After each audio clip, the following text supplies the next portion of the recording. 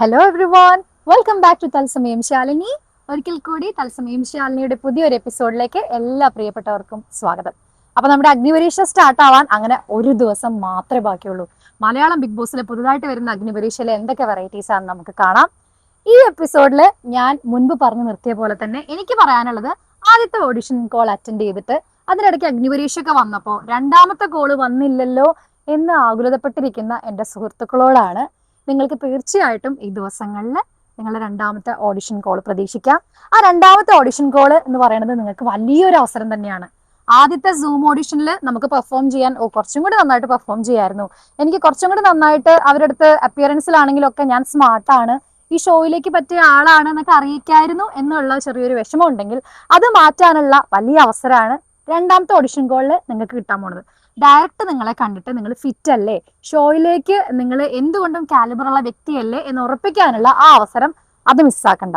അതിലേക്കുള്ള കുറച്ച് കാര്യങ്ങളാണ് ഇന്ന് ഞാൻ നിങ്ങളോട് പറയാൻ പോകുന്നത്. ആദ്യം തന്നെ നമ്മൾ ശ്രദ്ധിക്കേണ്ട ഒരു കാര്യം, നിങ്ങളുടെ സൂം ഓഡിഷൻ കഴിഞ്ഞു, ഫസ്റ്റ് റൗണ്ട് കഴിഞ്ഞു, രണ്ടാമത്തത് ഒരു അവസരം തരുമ്പോൾ വളരെ ശ്രദ്ധിച്ച് വേണം കൈകാര്യം ചെയ്യാനായിട്ട്. കുറച്ച് ടഫായിരിക്കും, കാരണം അഗ്നിപരീക്ഷയ്ക്കൊക്കെ ഇത്രയും പുലികളായിട്ടുള്ള ആൾക്കാർ അവിടെ മത്സരിച്ചുകൊണ്ടിരിക്കുകയാണ്. അത്യാവശ്യം വെള്ളം കുടിപ്പിച്ചും കാലിബർ ഉള്ള കുറെ ആൾക്കാർ പുറത്തും പോകേണ്ടി വന്നു. അൺഫോർച്ചുനേറ്റ്ലി അങ്ങനെ പറയാം, ലക്കും കൂടി അവിടെ ഒരു ഫാക്ടർ ആയിരുന്നു. അതുകൊണ്ട് നിങ്ങൾക്ക് കിട്ടുന്ന ഭാഗ്യം കൈവിട്ട് പോവാതിരിക്കാനാണ് ഞാൻ പറഞ്ഞിരുന്നത്. വളരെ ടഫായിരിക്കും. അപ്പൊ അതിൽ ഒന്നാമത്തതായിട്ട് നിങ്ങൾ ശ്രദ്ധിക്കേണ്ട ഒരു കാര്യം ഞാൻ പറയാം, നല്ല പ്രസന്റബിൾ ആയിട്ട് ഡ്രസ്സ് ചെയ്ത് പോവുക. അപ്പൊ അതിനു വേണ്ടി നമ്മൾ പൈസ മുടക്കിയിട്ട് വേറെ ഡ്രസ്സ് വാങ്ങണം എന്നല്ല പറയുന്നത്. നിങ്ങൾക്ക് ഇട്ട് കഴിഞ്ഞാൽ, നിങ്ങൾ ധരിച്ചു കഴിഞ്ഞാൽ നിങ്ങൾക്ക് ഏറ്റവും ഭംഗിയുണ്ടെന്ന് തോന്നുന്ന കംഫർട്ടബിൾ ആയിട്ടുള്ള ഏതെങ്കിലും ഒരു വേഷം ഇട്ട് പോയാൽ പകുതി കോൺഫിഡൻസ് നിങ്ങൾക്ക് കിട്ടി. ഓക്കെ, നിങ്ങൾക്ക് ഏറ്റവും ഇപ്പൊ ഈ കഴിഞ്ഞ ദിവസങ്ങളിൽ കിട്ടിയിട്ടുള്ള ഏതെങ്കിലും ഡ്രസ്സ് ആലോചിച്ച് ഭംഗിയുള്ള നിങ്ങൾക്ക് ഓക്കെ ആയിട്ടുള്ള ഒരു ഡ്രസ്സ് ഇട്ട് പോവാം. അതൊന്ന്. രണ്ടാമത്തെ ചോദ്യം അവർ ചോദിക്കുന്ന രണ്ടാമത്തെ കാര്യം, അവർ ചോദിക്കുന്ന ചോദ്യങ്ങൾക്ക് നിങ്ങൾ വളരെ ഈസി ആയിട്ട് നിങ്ങളുടെ മനസ്സുകൊണ്ട് എന്താണോ തോന്നുന്നത് ആ ആൻസർ പറയുക. ഇനി നിങ്ങൾക്ക് ആ സമയത്ത് കുറച്ച് ടെൻഷൻ ഉണ്ടെങ്കിൽ ഒരു മടിയും വേണ്ട ആവശ്യമില്ല, അവരോട് തുറന്നു തന്നെ പറയാം, ഞാൻ കുറച്ച് നെർവസ് ആണ്, ഒരു മിനിറ്റ്, അല്ലെങ്കിൽ നിങ്ങൾക്ക് വെള്ളം വേണോ, വെള്ളം കുടിച്ചൊക്കെ റിലാക്സ് ആയിട്ട് വളരെ ഈസി ആയിട്ട് സംസാരിക്കാം. ഭയങ്കരമായിട്ട് നിങ്ങളെ കംഫർട്ടബിൾ ആക്കുന്ന ഒരു ഇന്റർവ്യൂ പാനലാണ് ഓഡിഷൻ അറ്റൻഡ് ചെയ്തിട്ടുള്ള ഒരു വ്യക്തി എന്നുള്ള നിലയ്ക്ക് എനിക്കറിയാം. എന്റെ ഓഡിഷനും ഞാൻ വളരെ ടെൻഷൻ അടിച്ച് 2-3 ഡ്രസ്സൊക്കെ മാറ്റി മാറ്റി ഇട്ടിട്ടൊക്കെയാണ് ഓഡിഷൻ ഇരുന്നത്.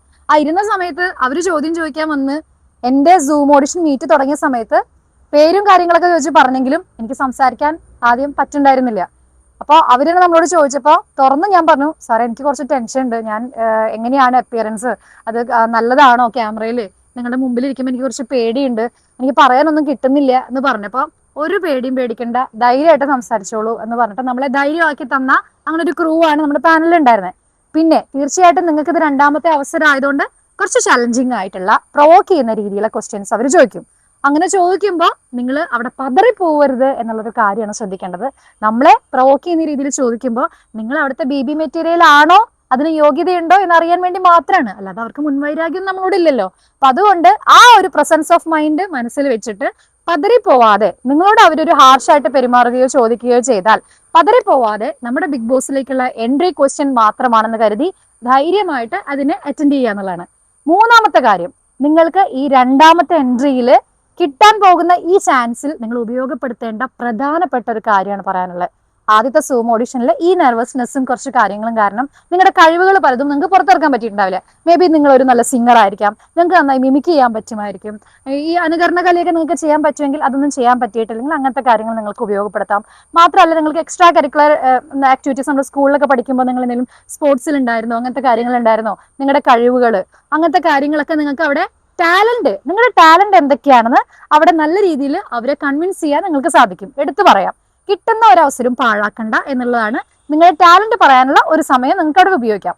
നാലാമത്തെ ഒരു കാര്യം എന്ന് പറയുന്നത്, അത് വളരെ ഇമ്പോർട്ടന്റ് ആയിട്ട് ഈ ടിപ്സിൽ ഏറ്റവും ഇമ്പോർട്ടന്റ് ആയിട്ട് നിങ്ങൾക്ക് എടുക്കാവുന്ന ഒരു കാര്യമാണ്. നമ്മളോട് ക്വസ്റ്റ്യൻസ് ചോദിച്ച് ഒരു 2 സെക്കൻഡ് ഒക്കെ അവർ ഗ്യാപ്പ് ഇടുകയാണെങ്കിൽ അടുത്ത ക്വസ്റ്റിന് വേണ്ടി നിങ്ങൾ വെയിറ്റ് ചെയ്യേണ്ട ആവശ്യമില്ല. നിങ്ങൾക്ക് നിങ്ങളുടെ കാര്യങ്ങൾ സംസാരിക്കാം. നിങ്ങൾക്ക് പറയാം, ഞാൻ തീർച്ചയായിട്ടും ഈ ഒരു ഓഡിഷൻ അവസരത്തിന് വേണ്ടി വെയിറ്റ് ചെയ്യായിരുന്നു, എന്നെ കൊണ്ട് പറ്റും, എന്ത് പരീക്ഷയ്ക്കും ഞാൻ തയ്യാറാണ്, ഏത് രീതിയിലുള്ള ടെസ്റ്റിനും ഞാൻ തയ്യാറാണ്, ബിഗ് ബോസ് മെറ്റീരിയൽ ആവാൻ ഞാൻ തയ്യാറെടുത്തുകൊണ്ടിരിക്കുകയാണ്, നിങ്ങളുടെ സ്വപ്നം എത്രമാത്രം സ്ട്രോങ് ആയിരുന്നു ആ കാര്യം അറിയിക്കാം. അങ്ങനെ പല കാര്യങ്ങളും അവരോട് സംസാരിക്കാം. അതായത് നമ്മളങ്ങനെ മിണ്ടാതെ പല സീസണുകളിലും പറഞ്ഞ പോലെ, ഇപ്പോൾ നിങ്ങളൊക്കെ കണ്ടുപോയിട്ടുണ്ടായിരിക്കും, ഒരുപാട് കഴിവുള്ളവരും സംസാരിക്കാൻ പറ്റാതെയും ഗെയിം മനസ്സിലാക്കാതെയൊക്കെ പോയിട്ടുള്ള സാഹചര്യങ്ങൾ. അങ്ങനെയല്ല, നിങ്ങൾക്ക് ഗെയിം അറിയാന്നുള്ള കാര്യങ്ങൾ അവരെ ബോധ്യപ്പെടുത്താം. അതായത് കൂടുതൽ സംസാരിച്ചുകൊണ്ടിരിക്കുക, നിങ്ങൾ അവിടെ ഡംപായി പോകരുത്, സംസാരിക്കാതെ നിങ്ങൾ സൈലന്റ് ആയി പോകരുത് എന്നുള്ളതാണ്.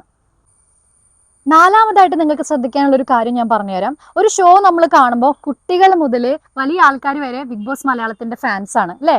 നമ്മൾ ഷോ തുടങ്ങാനായിട്ട് അങ്ങനെ കാത്തിരിക്കുകയാണ്. ഈ 3 മാസം നമുക്ക് വേറെ ടൈം പാസിന് വേണ്ടി ഒരു സംഭവം നമുക്ക് അന്വേഷിക്കേണ്ട കാര്യമില്ല, ബിഗ് ബോസ് മാത്രം മതി.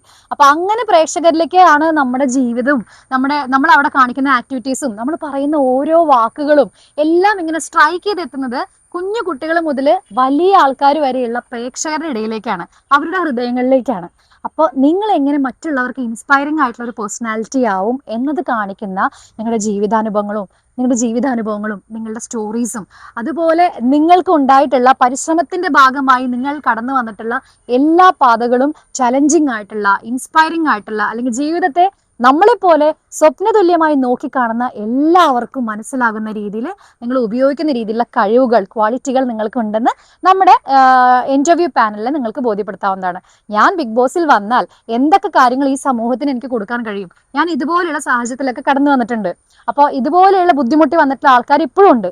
എനിക്ക് ഇവിടെ വരെ എത്താൻ കഴിയുമെങ്കിൽ നാളെ നിങ്ങൾക്കും എത്താൻ കഴിയും എന്ന് പറയത്തക്കവണ്ണം നിങ്ങൾക്ക് എന്തൊക്കെ ജീവിതാനുഭവങ്ങളും എന്തൊക്കെ സ്ട്രഗിൾസും എന്തൊക്കെ കടമ്പകൾ നിങ്ങൾ കടന്നിട്ടുണ്ട്, എന്തൊക്കെ പരീക്ഷണങ്ങളെ താണ്ടി നിങ്ങൾ നിങ്ങളുടെ സ്ട്രെങ്ത് കാണിച്ചിട്ടുണ്ട് എന്നുള്ളത് ആ കാലിബർ നമ്മുടെ ഇന്റർവ്യൂ പാനലിനെ പ്രൂവ് ചെയ്യാൻ വേണ്ടി നിങ്ങൾക്ക് ഉപയോഗപ്പെടുത്താവുന്നതാണ്.